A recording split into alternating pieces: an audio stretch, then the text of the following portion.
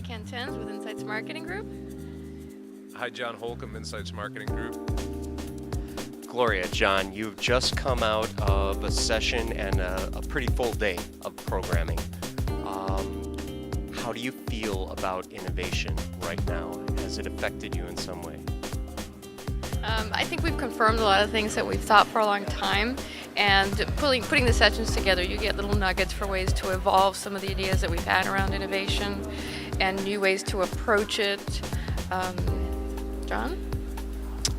I was struck listening to Dyer's presentation that having been a student of creative problem solving, insight, and innovation, I feel like there is, I think I said to Gloria, the convergence is complete. We're now all talking about the same thing. And we're all talking about similar models, whether we structure it as DNA or whether we put it into processes or tools. I feel like there is now agreement on how to do it, how to move it forward, and how to make it effective and impactful. So would you say that innovation can authentically be systematized, if you will? Yes, absolutely. I think it, they ask the same question about creative problem solving. Can you teach creativity? Can you teach, in our field, insight? Can you get better at it? Can you become better at innovation?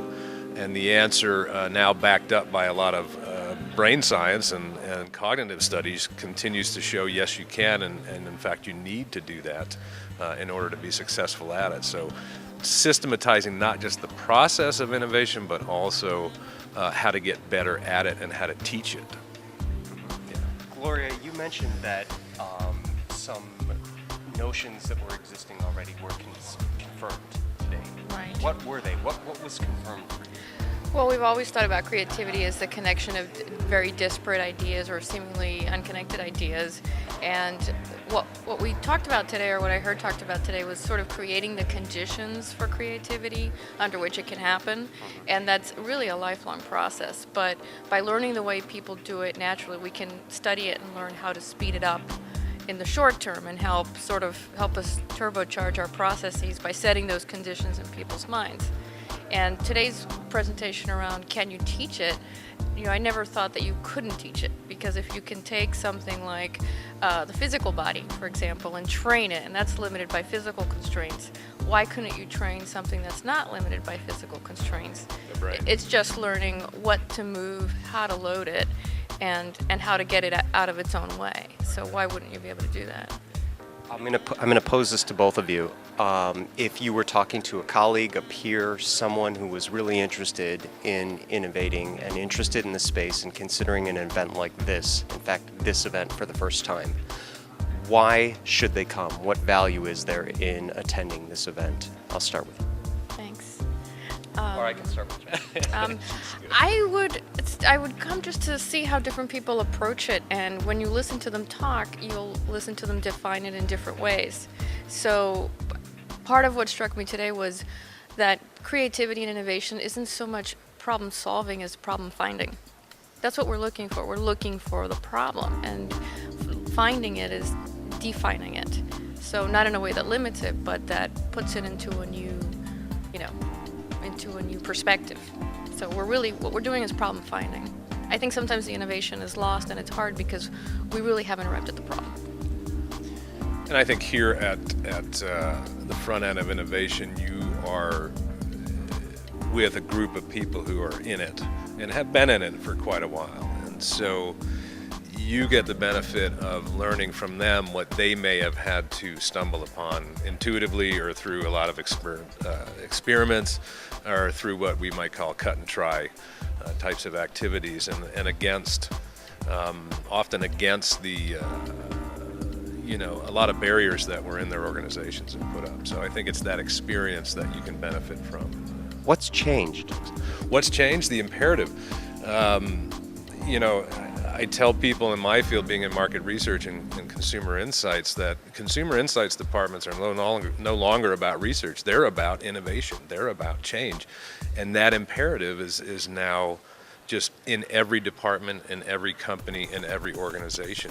And it's really just that. I think that everybody now is in the business of innovation, whether they know it or not. Gloria, why should someone come? I think, first of all, I agree with the imperative. It's used to be something on the fringes, and now it's very accepted. Everybody has sort of come on board and signed it up. But I think you sense the conditions around here and the people who are here that are conducive to creativity. You can ask all sorts of questions. People aren't inhibited in asking questions, and when you go see something like the role playing that we did in the improv, they've understood it. If they're there, they've understood what they need to do to be creative. Excellent.